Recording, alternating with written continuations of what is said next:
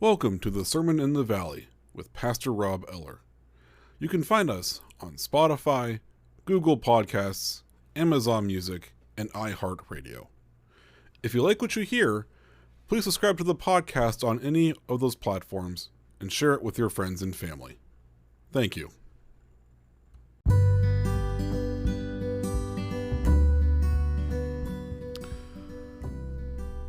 Welcome back to the Sermon in the Valley, everybody. Pastor Rob Eller here with your Thursday episode. Today I want to take what is usually a commentary episode and do something a little different. So last week, I was at the Ohio Rostered Ministers Gathering. It's a conference gathering of the pastors of all three ELCA synods in Ohio. We meet at a conference center up along Lake Erie and do some continuing ed. There was a guest speaker. It's a lot of fellowship time, being able to relax, hang out with other pastors that we don't get to see a lot.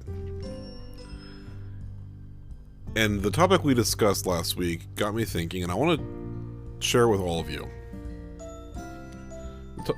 Our guest speaker was the Reverend Dr. Kelly Sherman Conroy. She's the first Native theologian in the ELCA. Brilliant person. She's absolutely brilliant, and I really enjoyed what she had to say. And our topic of discussion was about storytelling, and about how stories, can shape our lives and shape our faith. And so I wanted to share some of my stories of my faith journey. They're sometimes kind of short. Some are funny, some are pretty sad, but just sharing the stories of how I got where I am and things that have shaped me along the way. Now, as many of you know, before becoming a pastor, I was a history teacher, and I still consider myself a historian by nature. I always look at the history of things to understand where we are today, and that's actually a lot of what storytelling is. It's looking at the past. It's looking at those things in the past that have helped shape us going into the future. And there's a lot of importance to it. We can't forget who we are, whose we are, and where we came from. So let me share some of my stories along my faith journey. One of the funny ones that stands out to me is one of my times when I was an acolyte in the church I grew up in. Now, I consider my acolyting years very, very part of my faith formation, my formation of becoming a pastor. And I was always very involved in my church. As a kid, I sang in a choir. I was an acolyte, and I loved acolyting. In fact, so typically, you would acolyte from the time you got your first communion through high school. That was typically your tenure as an acolyte. And some acolytes would stop when they got to high school. I continued on through high school. And generally speaking, when you start college, that's when you stop acolyting. Well, not me. I continued to acolyte through college because there was a shortage in our church, and I thought, well, I'm still around. I might as well help out. And I went from being, one of the senior acolytes to becoming an acolyte trainer, training all the kids as they got interested in coming up to be acolytes. Then eventually becoming the acolyte coordinator. And so that was part of my journey. Being one of the kids helping out to becoming one of the adults helping those kids. And apparently I touched a few lives along the way with that. There was one kid in general who I heard stories from his grandmother years later that how he would always get so excited when he saw on the schedule or in the bulletin that he and I were acolyting together. Because I never understood why, but he always loved acolyting with me. And I had hoped to have him involved in my ordination service a few years ago, but unfortunately he was out of state. He couldn't come back in town, and I was like, I was hoping he'd be there, but it's okay. So all that backstory leads to this one story. I was a freshly minted acolyte. I'd only been doing it for probably at this point a couple years. And so I was acolyting one Sunday. And some more backstory before I continue with that part. Our pastor at the time was a brilliant man. He had a doctorate in theology. He was so smart. One of the downsides of how smart he was, though, was that many times, or most of the time, his sermons they were very academic. And that's not to say they were bad, but as a 11, 12-year-old at the time, I couldn't follow along with them. And so there are times where, I would sometimes doze off during his sermons. Well, this one particular Sunday, I was an acolyte. So I was sitting up front where everyone could see me. And wouldn't you know that during his sermon, I dozed off. So, but it gets better. So it's not bad enough that I fall asleep up front at the altar where everyone can see me during the pastor's sermon. I fell asleep next to the assisting minister for the day, because that's who I was sitting next to. And this assisting minister was not just any ordinary person. No. It was the wife of the pastor who was preaching. I woke up so embarrassed. She didn't say anything. The pastor didn't say anything. My parents, I don't think they even noticed. They thought I might have just been sitting with my arm against my hand. But oh man, I was so embarrassed. And I've used it as a teaching moment for myself. And again, this is nothing against the pastor who was preaching. He was wonderful. In fact, when he found out years later after he had moved on from my church, 15 years later, he had found out I was going to seminary. He wrote my parents a letter to forward to me to say how proud he was of me going to seminary. I hadn't seen him for so long, but he still wrote to my parents to tell me how proud he was. But I've made it a point to try to make sure my sermons don't put anybody to sleep. I don't preach for very long. As you've noticed in my podcast here, throughout the last year, my sermons have gotten longer and longer. But that's because I'm starting to get into a groove of how I want to do things. But I make sure that they are accessible, that everyone can understand what I'm saying. And if I use any kind of theological or churchy words or phrases, I make sure to explain them and teach my congregation what it is I'm saying. So that's one of my early stories. Growing up in my church, I was that awkward kid. I never felt like I fit in. I didn't get involved in youth group. I didn't go to church camp because I just didn't fit in with everybody, with all the other kids in church. So I didn't get involved with any of that stuff. So my youth formation was pretty And I've made sure now that as I've become a pastor, to make sure everyone feels included. Not so that way youth group doesn't feel like an exclusive club. It's a place where all kids can come, no matter how if you're one of the popular kids in school, or if you're one of the weird kids like me. We all fit in youth group.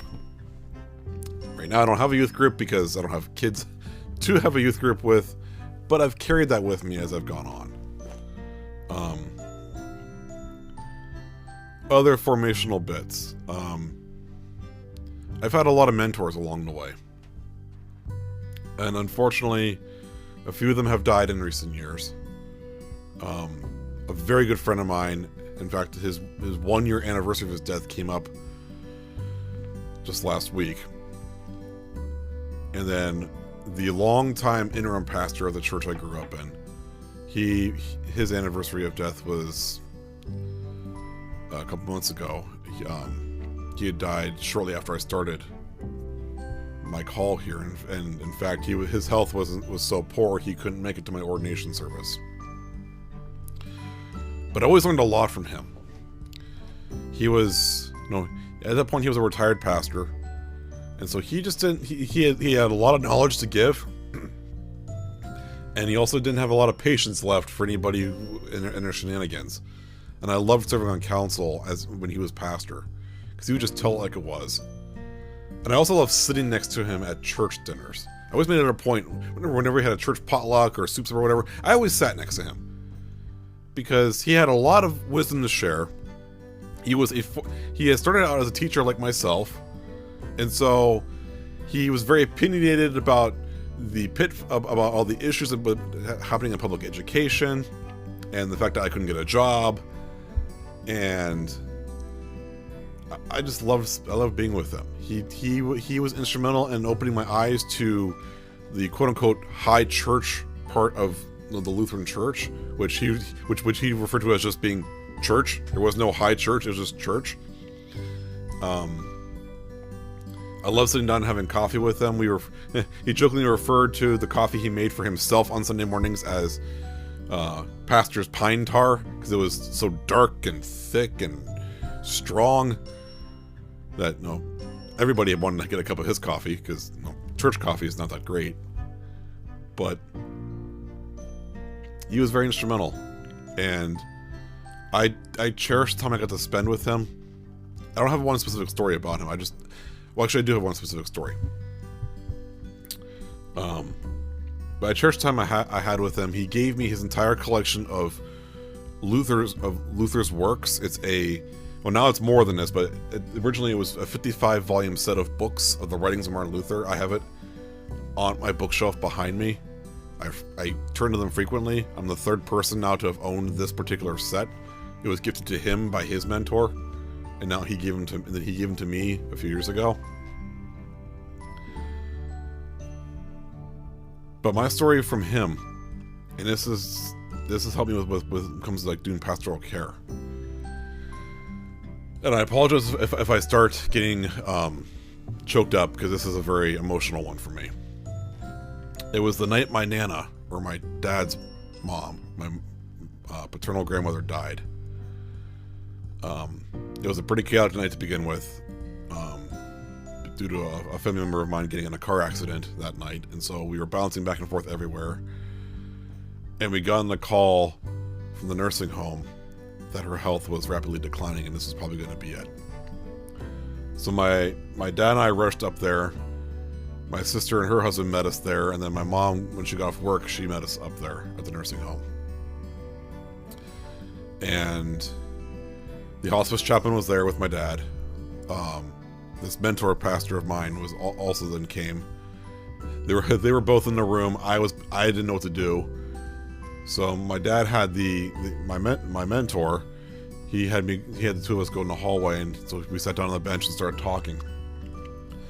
And he got me through that night, because I was beside myself, because I was up to that point. I mean, I knew at some point my Nana would die. I was just in denial at that point that it was happening that night. And so instead of focusing on that, my mentor turned to me and said, "What is one good memory you have of her?" And so we started talking about the memories I had about my Nana. And that really, it got me through that very difficult moment in my life. And I've carried that with me as a model of how to do pastoral care with others when someone else is passing. Don't focus on the here and now. Focus on the good memories you have of that person. He really got me through that day, and I've always thanked him for that, because without that, I don't know what I would have done that night, but he really helped me through it.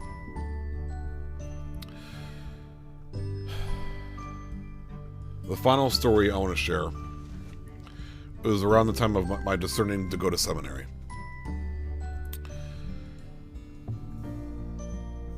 I had chosen to go to seminary. I had started discerning my call to seminary back in late 2015, early 2016. Actually, it was late 2015. My pastor at the time, we had the whole discussion about I think you should go to seminary. I fought it. We talked back and forth, and I finally realized, maybe you're right. And so the following year in 2016, my wife and I got married, and we decided to do a really crazy thing. No, we couldn't afford much of a honeymoon. We were both. So I was with AmeriCorps. She was a teacher, and so we didn't have a whole lot of money to be able to, do a big extravagant honeymoon. So we thought we'll make it a sort of like working honeymoon of sorts. At that point in time, I knew I was probably going to go to seminary. I had it figured out. I just had to figure out which seminary to go to. So we thought, okay, top on our list was Trinity Lutheran Seminary in Columbus, Ohio. And so I thought, well, let's make this a working honeymoon. We can check out the seminary, we can check out the city, because if this is where we want to end up, we at least then have an idea of stuff in the city to do. So yeah, we honeymooned in Columbus, and the admissions director at the seminary at the time, when we told him that, he thought it was hilarious. Because he'd never heard of anybody doing that. But the night before our official seminary tour, we thought, okay, we'll stop at the seminary by ourselves after hours just to walk around the outside. And so we're walking around the outside of the building, and we're at the Promise for Life statue, which is a memorial it's a Holocaust memorial at the seminary. And here I see a cardinal flying around the statue. Now, those of you who live in Ohio, cardinals aren't out of the ordinary. It is the state bird, so there are cardinals everywhere. But it meant something to me, because you see, my Nana, the one who my mentor helped me grieve after her death, my Nana's favorite bird was the cardinal. She had cardinal decorations all through her kitchen. I hang a cardinal ornament on my Christmas tree every year at the very top under the star in memory of her. And so this cardinal was flying around. It stopped on the ground and looked at us. And then it flew across the street to the townhouses where the students were that was student housing. And it actually flew by the townhouse we would end up moving into a year later. That meant something to me. That moment of seeing that cardinal flying around the seminary looking at us told me that my Nana was up there looking down and said, "No, yes, this right here is where you belong." And I knew that, okay, this is the seminary. This is where we need to go. And after our full, I think we stayed for almost a week in Columbus, my wife and I decided, yeah, this is the place where we need to be. We actually were sad to leave. We ended up going back a few months later for an official, like, they called it Explore Trinity. It was it's sort of like admissions event where prospective students can come and take a tour and sit on a class and meet faculty. And so we came back and did what we call a honeymoon part 2 in the fall when that happened. And when we left that time, we're like, yep, this is it. This is where we want to be. So those are a few of the stories that have shaped my faith and my life as going into becoming a pastor. Share your stories with others. Share them with share them in church. Share them with your loved ones, your friends. You never know what you might find out. You never know what you might find you have in common with someone just by sharing your stories. It's very it's eye-opening. It's cathartic. It's something you really enjoy.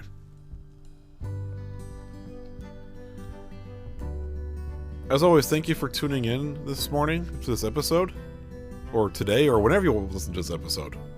Thank you for tuning in. Share this episode with your friends and family. Share your stories with your friends and family. The Sermon in the Valley is written and produced at the Patrick Stevens Broadcast Studio in the heart of the Tuscarawas Valley.